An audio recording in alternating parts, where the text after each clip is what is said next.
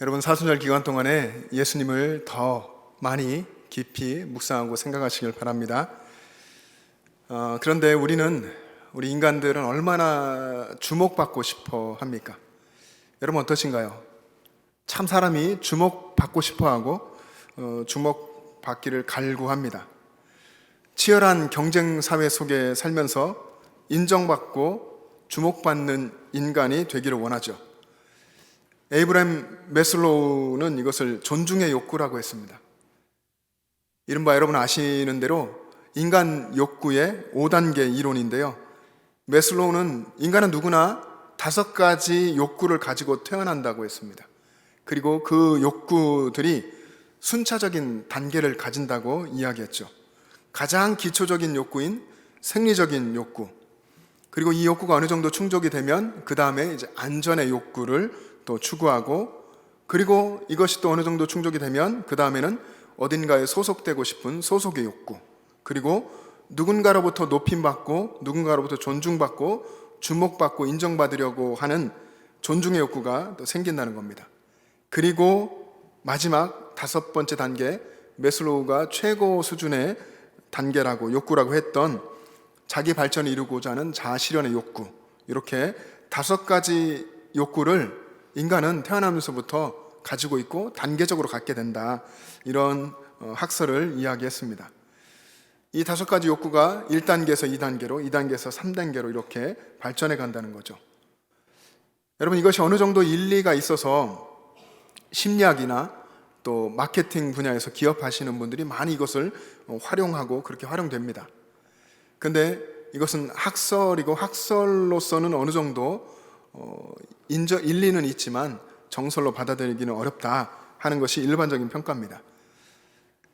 인간은 여러분 여기에 한 부분을 본다면 누구든지 다 존중받고 싶어하는 성향을 가지고 있습니다. 순차적인 단계를 따라서 4번째 단계에 속하는 이 존중의 욕구, 매슬로우가 얘기한 그것이 아니라 인간은 처음부터 태어나면서부터 가지고 있는 인간 안에 있는 부패하고 악한 본성적인 모습이 바로 그것입니다. 누군가로부터 인정받고 존중받고 높임받으려고 하는 타락한 인간의 한 단면이죠. 나를 봐달라고, 날 인정해 달라고, 날 존중하고 나를 높여달라고 끊임없이 요구하는 존재가 바로 인간입니다. 베드로와 요한이 이 인간의 악한 본성대로 살았다면 사람들에게 높임받고 그리고 사람들에게 추앙받으면서 하나님의 영광을 가로챘을 것입니다. 여러분, 오늘 본문은 지난번 설교 때도 여러분 이야기 나눴던 것처럼 나면서부터 안증뱅이가 되어서 40년 동안 걸어보지 못했던 사람, 그에게 베드로와 요한이 가서 한마디 말을 했고 그 말로 그를 일으켜 세웠습니다. 이 놀라운 기적이 일어난 이후의 일을 오늘 본문이 기록하고 있는데, 이 기적을 본 사람들은 자연스럽게 능력을 나타낸 베드로와 요한을 주목했습니다.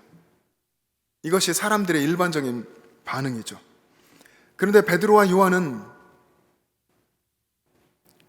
하나님께서 이 모든 일을 행하셨고 이 영광은 하나님이 받으셔야 한다는 것을 알았습니다.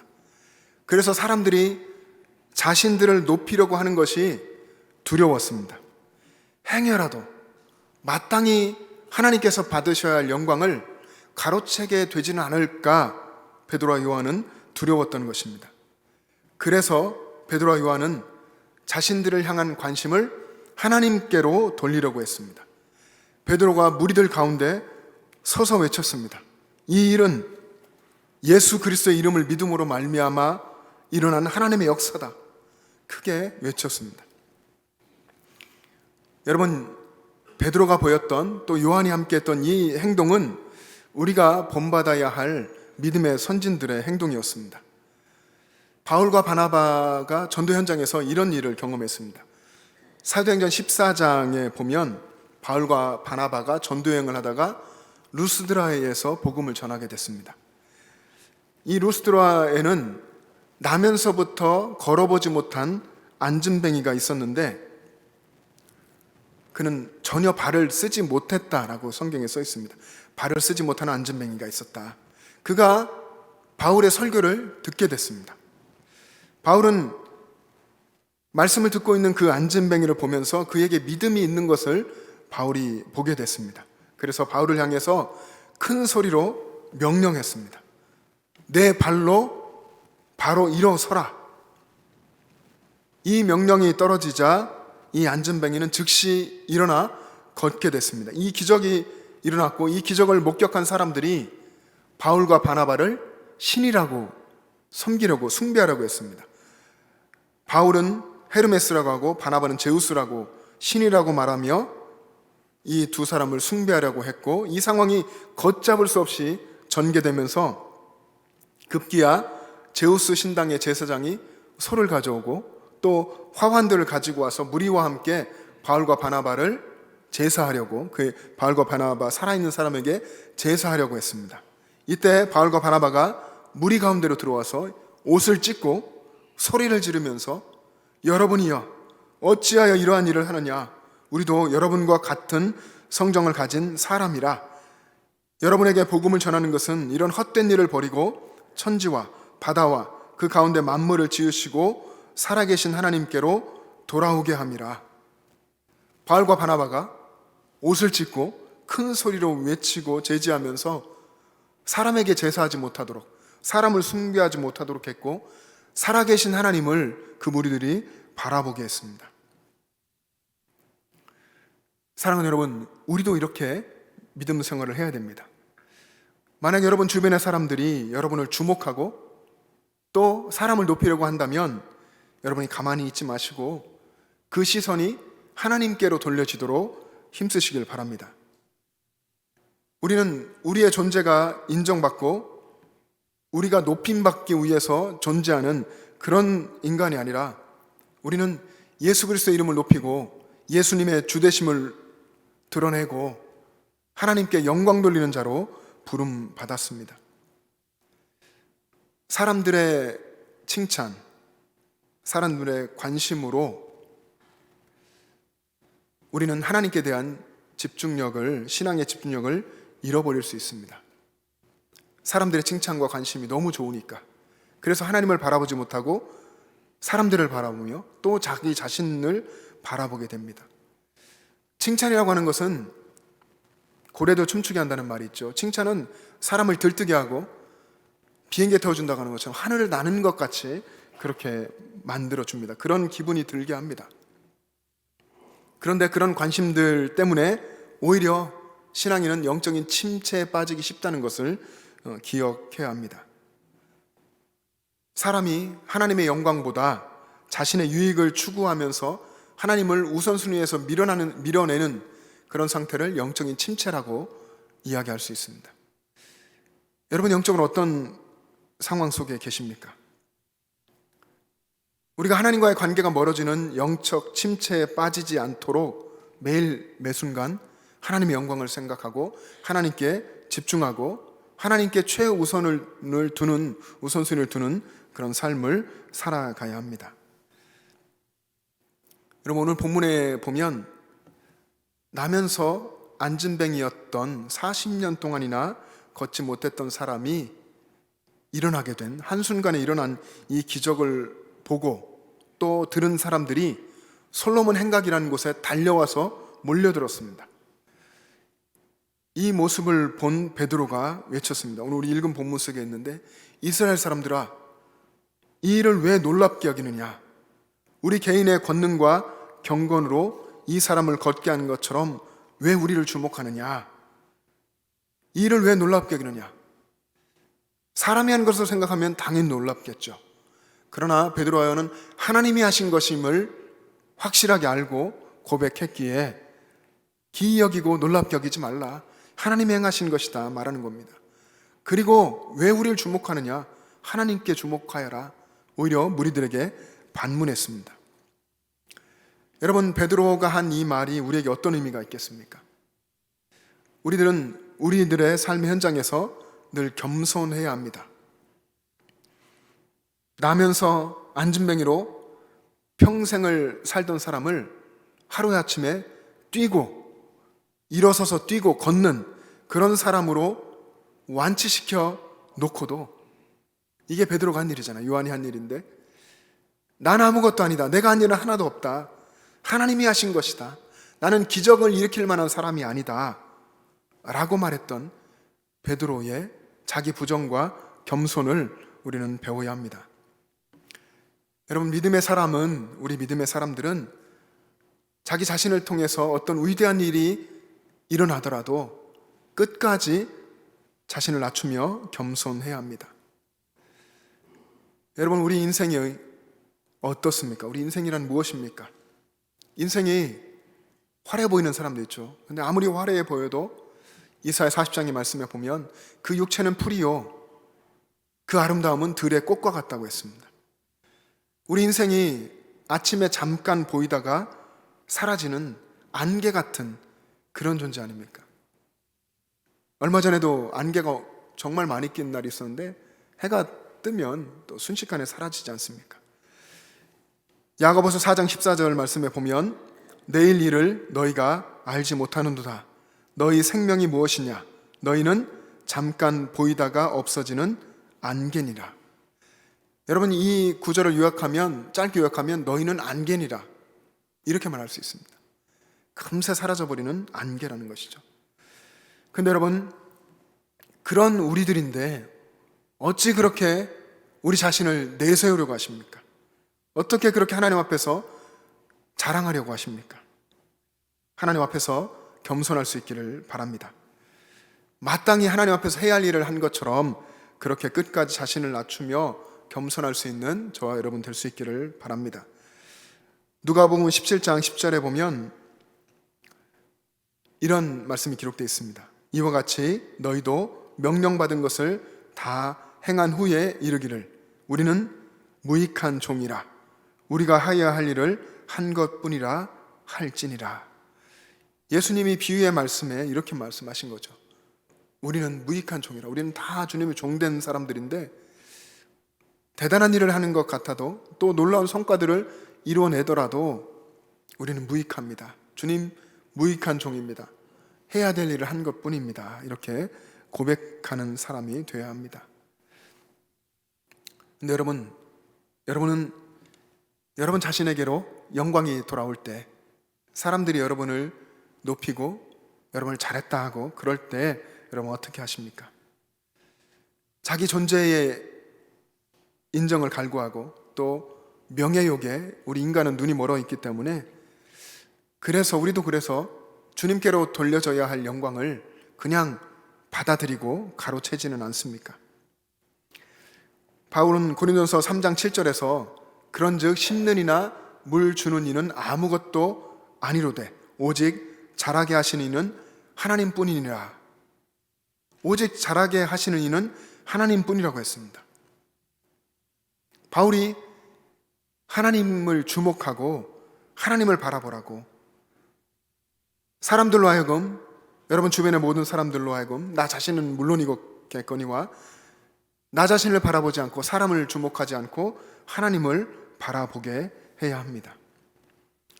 신앙생활을 하다 보면은 그럴 때 있습니다. 목회하다가도 마찬가지고 많은 비슷한 일들이 일어나죠. 하나님을 위해서 봉사했는데, 하나님을 위해서 섬겼는데 또 그 섬김과 봉사가 내가 기뻐서 했고 신앙생활함이 기쁘고 하나님 은혜가 감사해서 했고 그렇게 즐거워서 그렇게 믿음으로 했을 뿐인데 사람들이 칭찬을 하고 잘했다 하고 높여줄 때가 있습니다. 생각하지도 못한 칭찬의 말을 듣게 될 때가 있습니다. 그럴 때 여러분은 어떻게 하십니까? 마지못한 척 그저 그 칭찬을 그냥 온몸으로 받고 있지는 않습니까? 그럴 때에 저는 한 일이 없습니다. 저는 불충한 그런 종입니다. 라고 말해야 되지 않겠습니까? 목회자인 저도 여러분들도 그런 모습으로 하나님 앞에 서고 그런 모습으로 서로를 바라보면서 신앙생활을 해야 합니다. 오늘 본문의 베드로와 요한을 한번 보십시오. 베드로 요한처럼 어떤 이유로든 우리 삶에서 사람들이 우리를 주목하면 그때 단호히 자기 자신을 부정해야 합니다. 나는 그런 사람이 아니라고, 나는 아무것도 아니라고, 하나님이 하셨다고, 이런 겸손한 태도로 이야기해야 합니다. 그리고 모든 영광을 하나님께 올려드려야 합니다. 하나님께서 우리에게 높임받을 그런 능력을 주시지 않습니다. 우린 높임받을 존재도 아니고 높임받을 능력, 또 칭찬을 받아 하늘을 날아가는 그런 능력을 하나님은 주시지 않습니다. 하나님은 우리에게 이 세상을, 어쩌면 힘겨운 세상을 묵묵히 믿음으로 걸어가는 힘을 주십니다. 그리고 하나님은 믿음으로 그렇게 자신의 이 세상의 길, 사명의 길을 걸어가는 사람과 함께 해주십니다. 여러분, 성경에 기록된 12제자와 바울, 이런 사도들, 그 이후에 위대한 믿음의 선진들을 보면 하나님이 주시는 힘으로 이 땅을 그렇게 믿음으로 복음을 전하며 사명의 길을 걸어갔습니다. 우리가 인생에서 모든 능력의 근원 되시는 하나님을 주목하는 것, 하나님을 항상 바라보는 것, 이것이 세상이 우리를 끊임없이 유혹하고 넘어뜨리는 그런 관심, 칭찬과 높임받음, 이런 것으로부터 벗어나서 신앙 안에서 자유를 누리게 합니다. 여러분들이 하나님만 바라보고 또 성령 안에 살아가심으로 하나님께서 주시는 성령의 능력으로 세상을 이기고 또 성령 안에서 자유하게 되는 그런 은혜를 누릴 수 있기를 축복합니다. 여러분, 어쩌면 우리들은 화가이신 하나님의 손에 붙들린 붓과 같습니다. 어떤 분이 그래서 이 부분을 읽었는데, 화가이신 하나님의 손에 붙들린 붓, 한번 생각해 보십시오. 아름답고 훌륭한 어떤 그림을 보면 사람들은 누가 이 그림을 그렸는가에 관심을 갖죠. 어떤 붓으로 그렸느냐에 관심을 갖지 않습니다. 누가 그렸는가, 어떤 사람이 그렸는가에 따라 그 작품의 가치가 평가되죠. 어떤 붓으로 했냐가 아니라 누가 그렸느냐, 화가가 누구인지에 따라서 작품의 가치가 평가됩니다. 마찬가지로 우리 믿음의 사람들을 통해서, 여러분들을 통해서 하나님이 행하시는 이적과 기사가 나타날 때에 그 일을 행하신 하나님을 주목해야 합니다. 그리고 사람들이 하나님을 주목하도록 이끌어야 합니다. 앞서 말씀드린 메슬로가 말한 인간의 5가지 욕구, 그 욕구들을 초월하는, 그런 단계적인 욕구로 이야기하는 그런 것들을 초월하는 삶을 살아갈 수 있기를 바랍니다. 우리 믿음의 사람들은 무엇보다 하나님을 드러내고자 하는 욕구를 가져야 합니다. 어떻게 해서든 하나님을 나타내고 어떻게 해서든 하나님께 영광을 올려드리고자 하는 그런 욕구를 가지고 살아갈 수 있기를 바랍니다.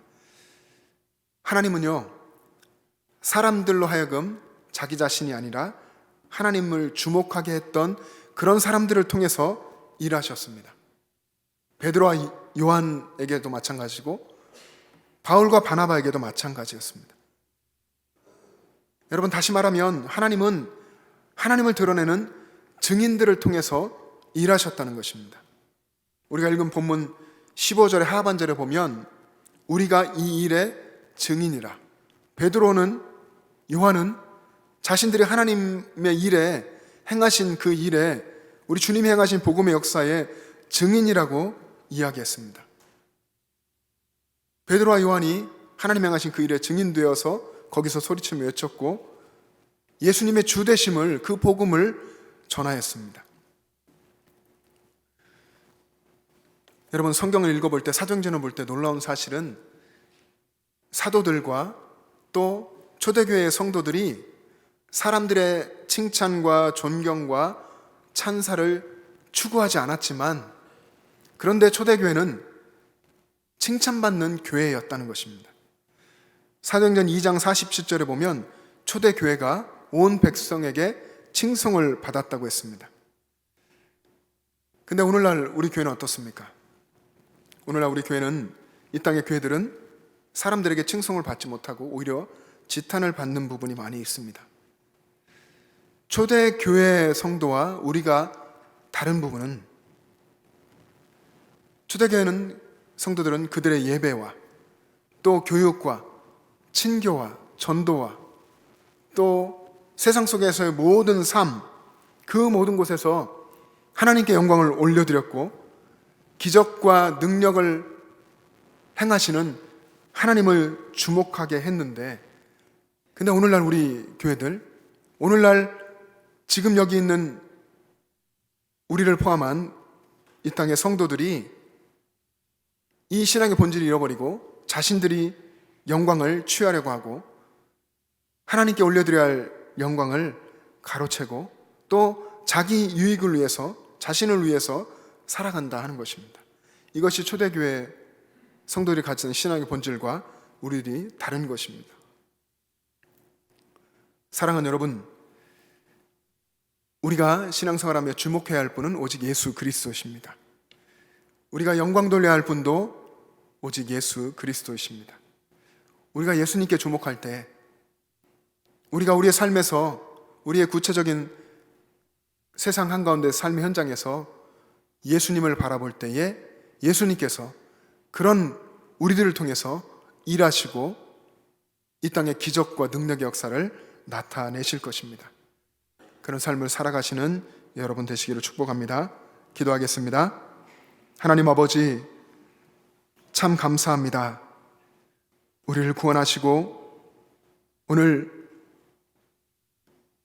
이 시대 지금 여기에서 우리로 믿음의 삶을 살게 하시니 감사합니다.